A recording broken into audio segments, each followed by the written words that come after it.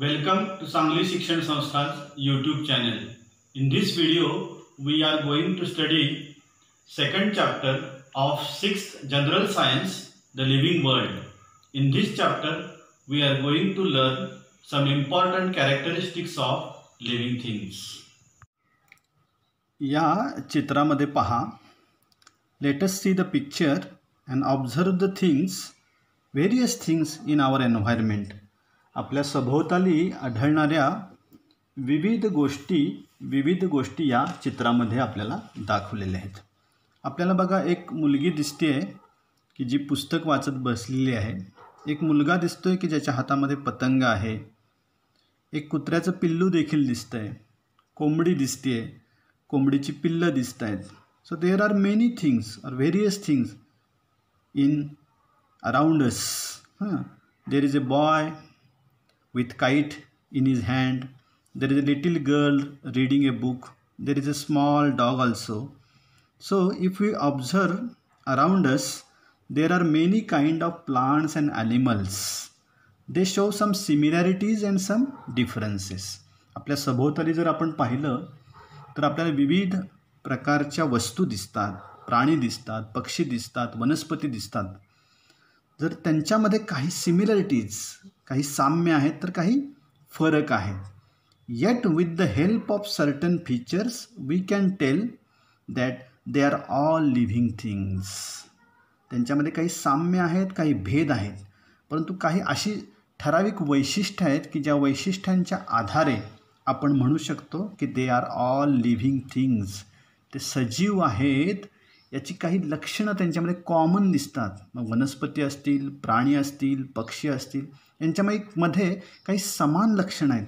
त्या समान लक्षणांच्या आधारेच आपण म्हणू शकतो की ते लिव्हिंग थिंग्स आहेत, सजीव आहेत. Such features are said to be the characteristics of living things. अशा वैशिष्ट्यांना आपण कॅरेक्टरिस्टिक्स ऑफ लिव्हिंग थिंग्स असं म्हणतो. Let us study these characteristics. म्हणजे या प्रकरणामध्ये आपल्याला अशाच वैशिष्ट्यांचा, म्हणजे सजीवांची वैशिष्ट्ये किंवा त्याला आपण लक्षणं म्हणू, तर सजीवांच्या वैशिष्ट्यांचा किंवा लक्षणांचा अभ्यास करायचा आहे की जी कॉमन आहेत, सर्व सजीवांमध्ये ती आढळतात. अशी कॉमन वैशिष्ट्ये, कॉमन कॅरेक्टरिस्टिक्स कोणत्या आहेत त्यांचा अभ्यास आपल्याला या प्रकरणामध्ये करायचा आहे. बघा, ह्या चित्रामध्ये आपल्याला परत एकदा तेच मी सांगण्याचा प्रयत्न केला आहे. Characteristics of living things. So there are many kinds of plants and animals around us. अनेक प्रकारचे प्राणी आणि वनस्पती आपल्या सभोवताली असतात. They show some similarities. त्यांच्यामध्ये काही सिमिलॅरिटीज, काही साम्य आढळतं आणि सम डिफरन्सेस ऑल्सो. सगळ्या आपल्या सभोवताली जे प्राणी आणि वनस्पती आहेत त्यांच्यामध्ये काही साम्य पण आहे, काही फरक पण आहे. Yet with the help of certain features we can tell that they are all living things. पण काही विशिष्ट वैशिष्ट्यांच्या आधारे आपण सांगू शकतो की दे आर ऑल लिव्हिंग थिंग. ते सगळे सजीव आहेत. ही वैशिष्ट्य त्यांच्यामध्ये आहेत म्हणजे ते सजीव आहेत असं होईल. These features are not seen in non living things. ही जी काही वैशिष्ट्ये आहेत ती वैशिष्ट्य नॉन लिव्हिंग थिंग्समध्ये दिसत नाहीत, निर्जीवांमध्ये दिसत नाहीत. अशी काही वैशिष्ट्ये आहेत की जी फक्त सजीवांमध्येच आहेत. Such features are said to be the characteristics of living things. अशी जी विशिष्ट वैशिष्ट्ये आहेत त्याला आपण कॅरेक्टरिस्टिक्स म्हणतो. सच फीचर्स, वैशिष्ट्य, characteristics are said to be the characteristics of living things. आता सजीवांचं पहिलं वैशिष्ट्य बघा. पहिलं वैशिष्ट्य ग्रोथ. ग्रोथ म्हणजे वाढ. सजीवांची वाढ होते. बघा, लहान मुलं, लहान बाळ असतं, त्याचा हळूहळू मोठा मुलगा होतो आणि मोठ्या मुलाचा परत प्रौढ माणूस होतो आणि प्रौढ माणसाचा शेवटी म्हातारे आजोबा होतात. म्हणजे a baby grows up to become an adult person, woman or man.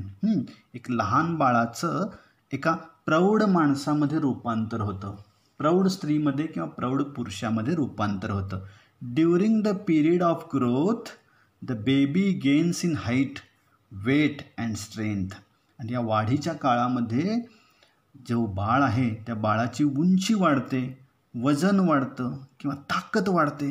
आपण सुद्धा बघा लहानपणी बाळ होतो पण आता आपली उंची वाढली आहे, वजन वाढलं आहे, ताकद वाढली. In the same manner all animals grow into adults in a certain period. अशाच पद्धतीनं सगळ्या प्राण्यांची, जसे माणसांची वाढ होते तशीच कुत्र्याच्या पिल्लाची सुद्धा वाढ झालेली दाखवली बघा. कुत्र्याचं पिल्लू छोटं होतं, परत थोडंसं मोठं झालं आणि आता आणखी थोडं मोठं झालं आहे. म्हणजे सर्व जे सजीव आहेत, मग वनस्पती असतील, प्राणी असतील, त्यांची ग्रोथ म्हणजे वाढ होते. Generally human require 18 to 21 years for growth. आणि आपल्या वाढीसाठी म्हणजेच माणसांच्या वाढीसाठी 18 ते 21 वर्षाचा काळ आहे. म्हणजे आपली वाढ जी आहे ती 18 ते 21 या वर्षापर्यंतच होऊ शकते. त्यानंतर परत वाढ होणार नाही आपली. म्हणून याच काळात आपल्याला व्यायाम केला पाहिजे, चांगलं अन्न खाल्लं पाहिजे, पौष्टिक आहार घेतला पाहिजे, जेणेकरून आपली वाढ ही संतुलित स्वरूपात होईल. म्हणजे या चित्रातून आपल्याला काय दाखवायचं आहे बघा. जसं वनस्पतीसुद्धा आहे, ते झाड आहे बघा. छोटं झाड होतं, ते परत मोठं झालं, परत आणखी मोठं झालं आणि आणखी मोठं झालं. तसा हा छोटा बाळ होता, त्याचा थोडा मोठा मुलगा झाला, नंतर त्याचा ॲडल्ट पर्सन म्हणजे प्रौढ व्यक्ती झाला आणि शेवटी म्हातारे आजोबा झाले. म्हणजे सजीवांचं हे महत्त्वाचं वैशिष्ट्य आहे. कोणतं वैशिष्ट्य आहे तर growth is a main characteristic of living thing. सजीवांची वाढ होते हे सजीवांचं सर्वात महत्त्वाचं लक्षण आहे. आता बघा, वनस्पतींची वाढ कशी होते हे पाहण्यासाठी आपण छोटासा प्रयोग करू शकतो. एका कोंडीत एक झाड लावलं आहे किंवा एक वेल लावले आणि त्या वेलीच्या वरती आपण दोरा, स्ट्रेच्ड थ्रेड बांधून ठेवला आहे बघा. ताठ असा किंवा सरळ असा दोरा बांधून ठेवला आहे. काही दिवसांनी जर आपण पाहिलं, after 10 to 15 days we can see like this. आपल्याला तोच दोरा असा लूज थ्रेड दिसेल. का लूज थ्रेड दिसतोय तर ह्या वनस्पतीची किंवा या कुंडीतल्या रोपाची वाढ झाली आहे बघा. वाढ झाल्यामुळं दोरा हा लूज झालेला आहे. जेव्हा वाढ नव्हती, जेव्हा सुरुवातीला दोरा कसा होता बघा, सुरुवातीला दोरा हा स्ट्रेच्ड थ्रेड होता आणि वनस्पतीची वाढ झाल्यामुळं हा दोरा लूज पडलेला आहे. म्हणजे या प्रयोगातून आपल्याला काय दाखवायचं आहे, this experiment shows that plants also growth of plants occurs. वनस्पतींची सुद्धा वाढ होते आणि वनस्पतींची वाढ होते हा दर्शवणारा हा छोटासा असा आपला प्रयोग आहे. आता बघा, या चित्रामध्ये आपल्याला एक झाड दाखवलेलं आहे. झाड आहे coconut tree as well as banyan tree आणि कोकोनट ट्री यांची झाड दाखवलेलं आहे. Though all living things grow, animals grow only for a certain period. जरी सगळ्या सजीव वाढत असते, सगळ्या सजीवांची वाढ होते, परंतु प्राण्यांची वाढ मात्र सर्टन पिरियड, काही ठराविक काळापर्यंतच होते. आपण म्हातारपणी परत वाढू शकत नाही, लक्षात घ्या. आपण मानव जे आहे, मानवाची वाढ फक्त 18 ते 21 याच वर्षापर्यंत होते. तसं वनस्पतींचं नाही. वनस्पती जोपर्यंत जिवंत आहेत तोपर्यंत त्या वाढू शकतात. म्हणून या ठिकाणी चित्रामध्ये आपल्याला वड आणि नारळ या वनस्पतींची कशी वाढ झाली आहे ते दाखवलेलं आहे. वडाचं छोटं रोप होतं बघा आणि काही वर्षांनी त्या वडाचा असा वटवृक्ष झालेला आहे. नारळाचा सुद्धा आपण छोटंसं रोप लावलं तर स्मॉल सिबलिंग आणि त्याचं बघा नारळाचं केवढं मोठं झाड झालं आहे. म्हणजे जसा काळ लोटेल तसं वनस्पतींची वाढ होत राहते, परंतु प्राण्यांची मात्र वाढ, पक्ष्यांची मात्र वाढ फॉर ए सर्टन पिरियड, फक्त काही कालावधीसाठी होते. The growth of living things occurs from within the body, which means that growth occurs in all parts of the body. प्राण्यांची असेल, वनस्पतींची जी वाढ आहे ना ती आतमधून होते, आपल्या अंतर्भागातून होते, म्हणजे सर्व बाजूंनी होते. थोडक्यात वाढ जी होते ना सर्व बाजूंनी होते. All parts of the body growth occurs within the body and all parts of the body. बॉडीच्या आतमध्ये होते आणि त्याचबरोबर सर्व बाजूंनी वनस्पतींची आणि प्राण्यांची वाढ होत असते. आता हेच वाढी संदर्भातील जी महत्त्वाची वाक्य ती या स्लाईडमध्ये आपल्याला दाखवलीत बघा. In all plants it is mainly the width and height of stem that grows. वनस्पतींमध्ये वाढ कशी होते, width and height of stem that grows. खोडाची जाडी वाढते, खोडाची हाईट वाढते. As they grow some plants develop branches while others do not. जसे त्यांची वाढ होते तेव्हा काहीच्या फांद्या वाढतात, काहींच्या फांद्या वाढत नाहीत. As they grow some plants develop branches, काहींना फांद्या फुटतात म्हणूया. काही वनस्पतींना किंवा झाडांना फांद्या फुटतात, म्हणजे अनेक फांद्या तयार होतात. काहींचं एकच खोड असतं मोठंच्या मोठं उंच असं. नारळाच्या झाडाचं बघा, नारळाच्या झाडाला वरती अशा झावळ्याच असतात, फक्त पानं असतात, त्याला काही फांद्या फुटत नाहीत नारळाच्या झाडाला. तसं काही आंब्याचं झाड असेल तर आंब्याच्या झाडाला अनेक फांद्या फुटलेल्या असतात. म्हणून ते म्हणले as they grow some plants develop branches while others do not. काही झाडांना फांद्या फुटतात, काहींना नाही फुटत, परंतु त्यांची वाढ कशी होते? Width and height of stem that grows. त्यांचं बुंधा जो आहे, बुंधा वाढतो, त्याची हाईट वाढते, त्याची जाडी वाढते. Though all living things grow, animals grow only for certain period. सगळ्यात महत्त्वाचं आहे की प्राण्यांची वाढ आयुष्यभर होत नाही, काही ठराविक काळापर्यंतच, ठराविक दिवसांपर्यंतच प्राण्यांची वाढ होते. Plants on the other hand grow as long as they live. कसं आहे बघा, प्लांटचं वैशिष्ट्य काय आहे बघा, वनस्पती जोपर्यंत जिवंत आहेत तोपर्यंत वाढत राहतात. त्यांच्या फांद्या आपण कट केल्या तर परत त्याला फांदी फुटते, पालवी फुटते बघा. तसं काही माणसाचा हात कट केला तर परत हात फुटणार नाही आहे, कारण त्याची एकदा वाढ झाली की ती संपली, कायमचीच. The growth of living things occurs from within the body, which means that growth occurs in all parts of the body. वाढ जी आहे ती वाढ ही सगळ्या भागामध्ये होते आणि विदिन म्हणजे आतून होते, अंतर्भागातून होते. त्याचबरोबर सजीवांची वाढ जी आहे ती सजीवांची वाढ ही अंतर्भागातून होते.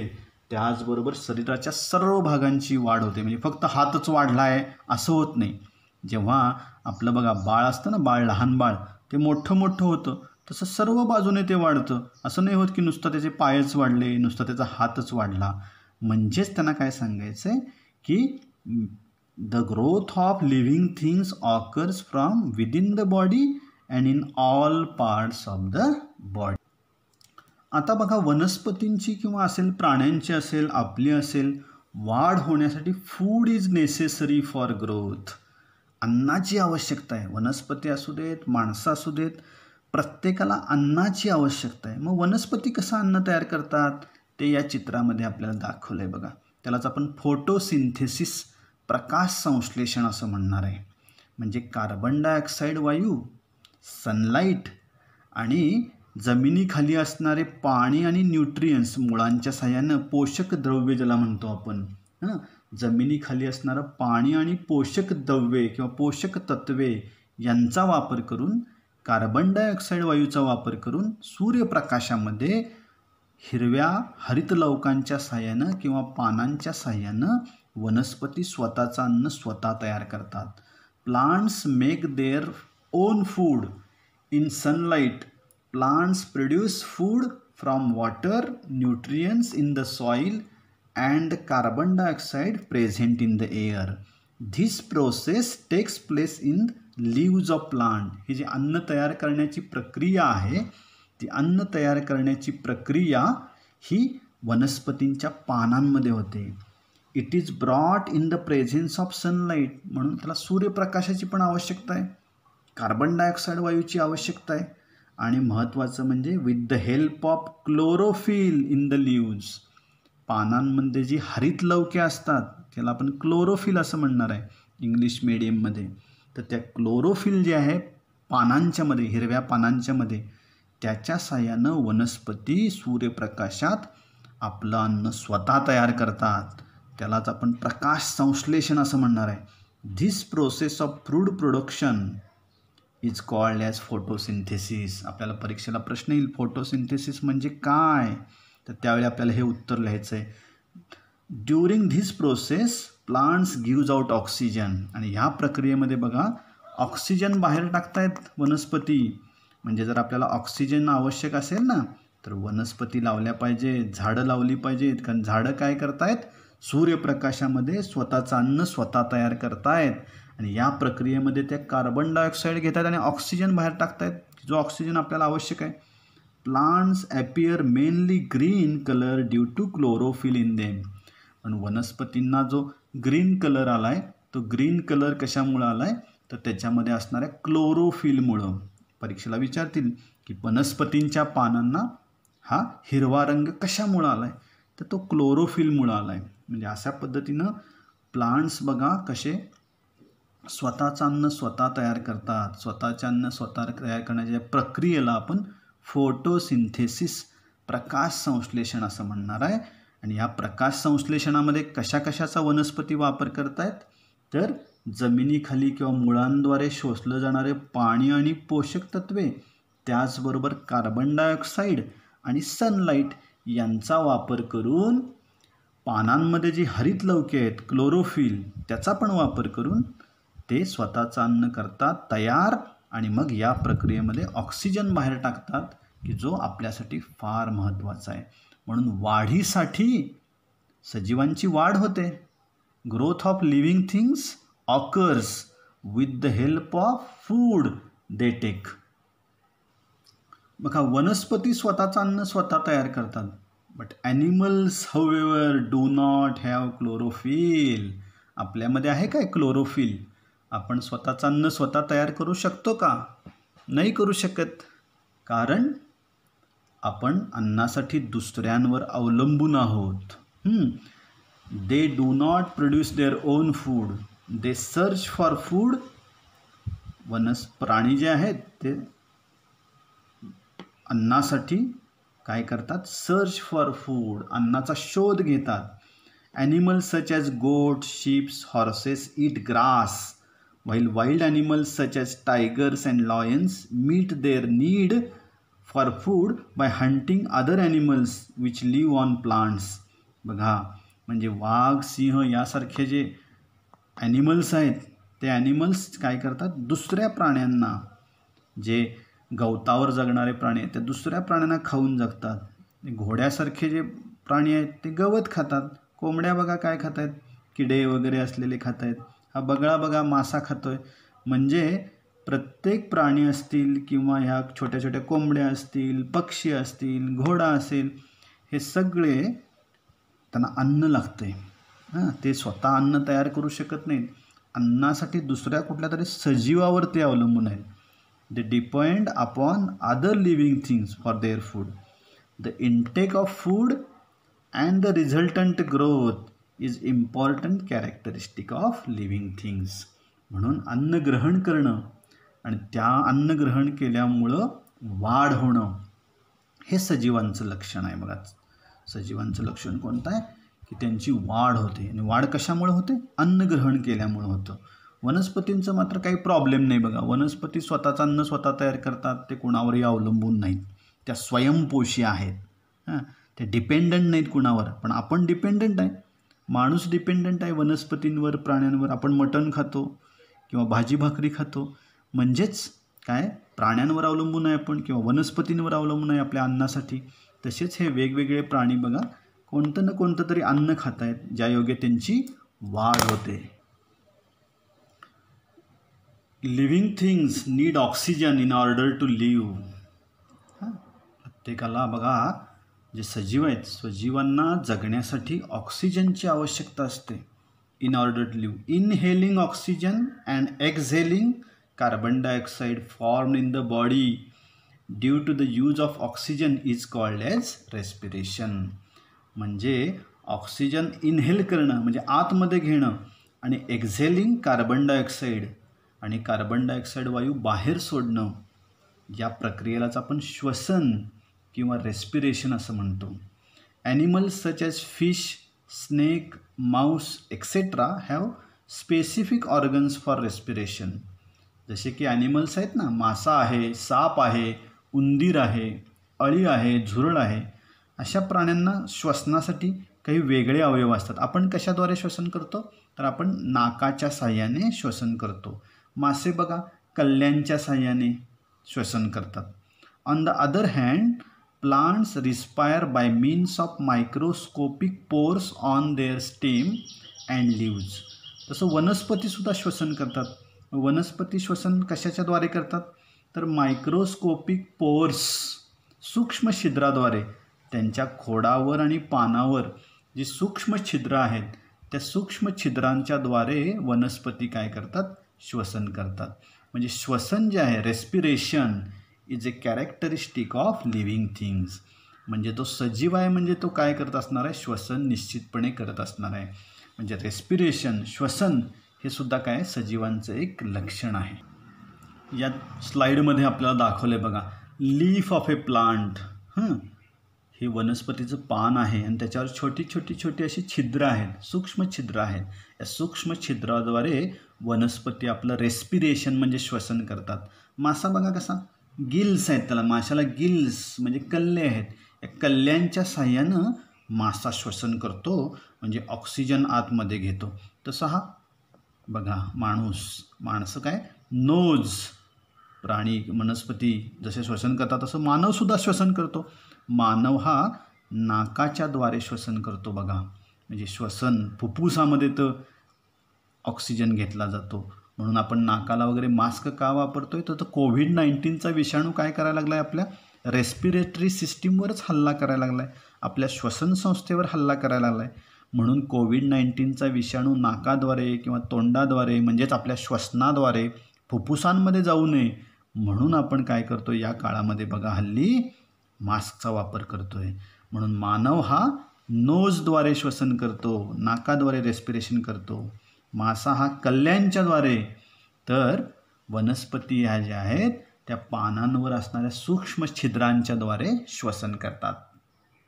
या बघा या स्लाईडमध्ये देखील आपण मानवाची श्वसन संस्था दाखवलेली आहे, फुफ्फुसं दाखवलेली आहेत. Living things need oxygen in order to live. Inhaling oxygen and exhaling the carbon dioxide form in the body. Oxygen वायू नाकाद्वारे आत घेणं आणि या प्रक्रियेमध्ये श्वसनाच्या म्हणजेच रेस्पिरेशनच्या प्रक्रियेमध्ये तयार होणारा कार्बन डायऑक्साईड वायू बाहेर सोडणं, एक्झेल करणं, यालाच काय म्हणतो आपण रेस्पिरेशन असं म्हणतो. बघा परत एकदा, inhaling oxygen and exhaling the carbon dioxide form in the body due to the use of oxygen is called as respiration. ऑक्सिजनचा वापर केलेला असल्यामुळं त्या ठिकाणी कार्बन डायऑक्साईड वायू रेस्पिरेशन म्हणजे श्वसनामध्ये तयार होतो आणि तो आपल्याद्वारे बाहेर टाकला जातो. आणि वनस्पती काय करतात, फोटोसिंथेसिसमध्ये कार्बन डायऑक्साईड वायू आत घेतात आणि ऑक्सिजन बाहेर टाकतात. म्हणजे वनस्पती आणि आपण कसे बघा एकमेकावर अवलंबून आहे, हो की नाही. म्हणून श्वसन जे आहे respiration is also the characteristic of living things. हे बघा वनस्पतीचं पान या स्लाईडमध्ये आपल्याला दाखवलं आहे की on the other hand plants respire bye means of microscopic pores on their stems and leaves. त्यांच्या खोडावर आणि त्यांच्या पानांवर छोटी छोटी छोटी अशी छिद्र आहेत. या छिद्रांच्याद्वारे वनस्पती श्वसन करत असतात. म्हणून हे पानाचं थोडंसं क्लोज फोटो तुम्हाला दाखवला आहे मी पानांचा. एक्सक्रीशन म्हणजे उत्सर्जन. Excretion is also a characteristic of living things. Waste substances are formed during many processes that takes place in the body of animals. प्राण्यांच्या शरीरामध्ये वेगवेगळ्या प्रक्रियेमध्ये अनेक टाकाऊ पदार्थ तयार होतात. These are called as excreta. त्यांनाच आपण काय म्हणतो एक्सक्रीटा, उत्सर्ग असं म्हणतो. And the process of eliminating them from the body is called excretion. आणि त्या टाकाऊ पदार्थांना शरीराबाहेर टाकण्याच्या क्रियेलाच आपण काय म्हणणार आहे उत्सर्जन असं म्हणतो. Animals have specific organs for excretion. सर्व प्राण्यांना पक्ष्यांना आपल्यालासुद्धा उत्सर्जन करण्यासाठी एक विशिष्ट अवयव आहे. आपल्या शरीरात तयार होणारा टाकाऊ पदार्थ बाहेर टाकण्यासाठी आपल्याला देवानं विशिष्ट अवयव दिलेला आहे. त्या अवयवाच्याद्वारेच आपण शरीरात तयार होणारे टाकाऊ पदार्थ बाहेर टाकत असतो. मग वनस्पतींना काय असतं बरं, प्लांट्स टू एक्सक्रीट. वनस्पतीसुद्धा त्यांना नको असणारे पदार्थ बाहेर टाकतात. फॉर एक्झाम्पल बघा, some plants shed leaves in a specific season. काही विशिष्ट ऋतूंमध्ये बघा झाडांची पाने गळून पडतात. फाल्गुन महिन्यामध्ये, चैत्र महिन्यामध्ये पालवी फुटते आणि फाल्गुन महिन्यामध्ये झाडांची वाळलेली पानं सगळी गळून पडतात. म्हणजे वाळलेली पानं हे त्याचा उत्सर्जित पदार्थच आहे, पानांचा वेस्ट सबस्टन्सेस आहे. Waste substances stored in the leaves of plants are shed along with the leaves. म्हणजे झाडांची वाळलेली पानं हे सुद्धा झाडांचा एक झाडांना नको असणारा पदार्थच आहे. मग ते सुद्धा तो वैशाख महिन्यामध्ये बाहेर टाकला जातो, फाल्गुन महिन्यामध्ये बाहेर टाकला जातो, म्हणजे चैत्र वैशाखामध्ये मग नवीन पालवी फुटते, नको असणारी पानं गळून पडतात आणि नवीन पालवी फुटते. तसं आपल्याला सुद्धा आपल्या शरीरामध्ये अनेक क्रिया होत असतात, पचनक्रिया होत असते आणि या पचनक्रियेमध्ये नको असणारे पदार्थ जे आहेत, नको असणाऱ्या पदार्थांना काय म्हणणार, excreta, and the process of eliminating them from the body is called as excretion. And excretion is also a characteristic of living things. बघा हे एक चित्र दाखवलं आहे आपण, वेस्ट आपण कसं बाहेर पाडतो ते मानवाचं. Waste substances are formed during many processes that takes place in the bodies of animals. प्राण्यांच्यामध्ये किंवा मानवाच्यामध्ये अनेक प्रक्रियांमध्ये, अनेक प्रोसेसेसमध्ये वेस्ट सबस्टन्सेस तयार होतात, टाकाऊ पदार्थ तयार होतात. ते आपण सकाळच्या वेळेला बाहेर टाकतो बघा. These are called excreta and the process of eliminating them from the body is called as excretion. आपल्याला परीक्षेला प्रश्न येईल, डिफाईन एक्सक्रीशन, त्यावेळी आपल्याला हे उत्तर लिहावं लागेल की these are called excreta and the process of eliminating excreta from the body is called as excretion. Animals have specific organs for excretion. प्राणी आणि पक्षी यांना काय असतं, उत्सर्जित पदार्थ बाहेर टाकण्यासाठी, नको असणारे पदार्थ बाहेर टाकण्यासाठी विशिष्ट अवयव असतात. म्हणून उत्सर्जन हे सुद्धा सजीवांचं लक्षण आहे बघा. म्हणजेच excretion is also a characteristic of living things. आता आणखी एक आपण प्रयोग बघूया बघा. Take a transparent plastic bag and tie it over a leaf of plant as shown in the picture. Observe it after 6 to 7 hours. What do you see? Droplets of water collect on the inside of the bag. It means that plants excrete water in the form of vapour.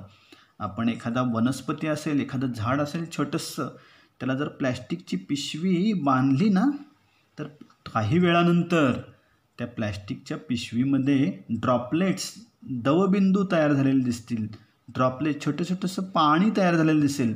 म्हणजेच वनस्पतींची पानं जी आहेत ते पाणी बाहेर टाकतायत किंवा दवबिंदू बाहेर टाकतायत म्हणजे त्यांना नको आहे ते. प्रकाश संश्लेषण क्रियेमध्ये ते तयार झालेलं असणार आहे. म्हणजे ते दवबिंदू म्हणजे पाणी म्हणजेच काय आहे, त्यांचा एक्सक्रीट आहे. म्हणजे जसं आपण प्राणी पक्षी जसं विष्ठा किंवा नको असणारे पदार्थ बाहेर टाकतात, तसं वनस्पतीसुद्धा ड्रॉपलेट्स ऑफ वॉटर बाहेर टाकतात. म्हणजे वनस्पतीसुद्धा एक्सक्रीशन करतात. मग वनस्पती असू देत, प्राणी असू देत, पक्षी असू देत, सगळे उत्सर्जन करतात. म्हणून उत्सर्जन म्हणजेच excretion is also a characteristic of living things. Dear students, in this video we have seen 3 characteristics of living things such as growth, respiration and excretion. In the next video we are going to learn some more characteristics of living things. Thank you.